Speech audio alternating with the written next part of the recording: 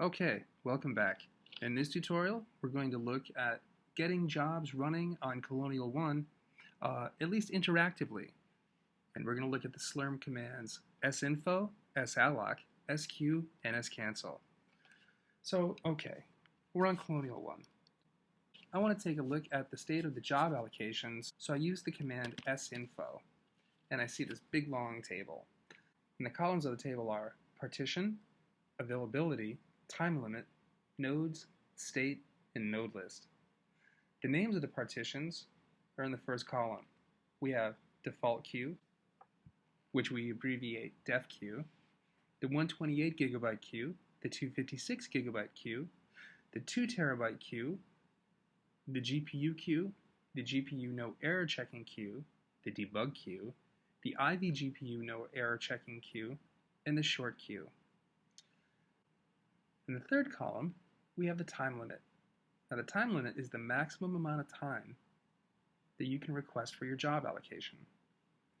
For the default queue, 128, 256 gigabyte queues, in the 2 terabyte queue, that time is 14 days, separated by a hyphen, and then hours, minutes, seconds.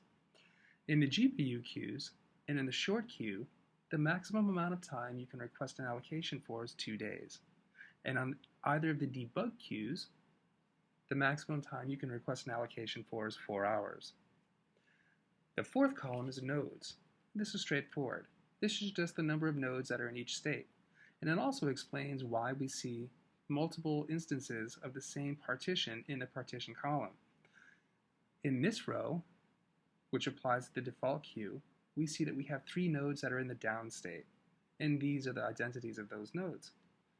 In the next row, we see in the default queue, we have 53 nodes which are currently allocated. And these are the identities of those nodes. And then finally, applying to the default queue, we also have 64 nodes which are currently idle. So I can use this information to find idle nodes, or nodes that are currently waiting to do work. And I see, for example, there are 49 nodes that are idle in the short queue. So I'm going to use now the Slurm command salloc to get an interactive allocation on one of the short nodes. Now, I also have to specify a time limit. This is mandatory. Without a time limit, you'll see the allocation request will fail. So I can be quick here, and I'm going to request 10 minutes of allocation. And I get job ID 601536. Now, to find what node is associated with that job, I use the sq command, which is going to give me that information for all of the jobs on the cluster. And generally, it's usually a very long list. So to refine that search, I'm going to use -u and then my net ID. And this will list only those allocations which belong to me. And I see I've been allocated node 134. Now if I'm working interactively, there are a few different ways I can go with this. I can SSH directly into node 134 now that I have a working allocation. And you see I'm on it now. Or alternatively, what I can do is I can use the srun command. Now srun will take whatever process or whatever application that I give it and run it on the remote node which has been allocated.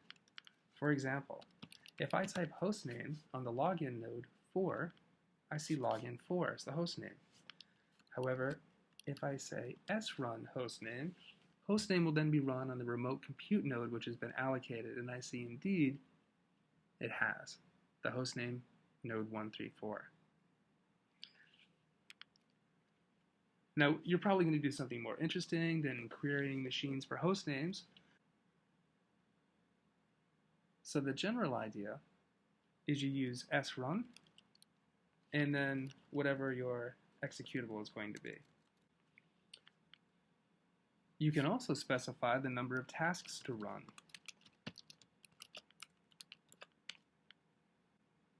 Using the -n option. There's more to srun than just this, but we'll look at srun in detail in a later tutorial. When I'm ready to give up my allocation, assuming the time hasn't expired yet, I use the last Slurm command that we're going to look at in this tutorial, which is scancel. And this is pretty straightforward. I say scancel and then my job ID number. And my job allocation has now been revoked. And you'll notice now, by the way, if I try to SSH back into node 134, I'm denied. You have to have an active job running on a node before you can SSH into it. Well, that about covers getting an interactive allocation on a compute node using sinfo, salloc, sq, and scancel. Thanks a lot.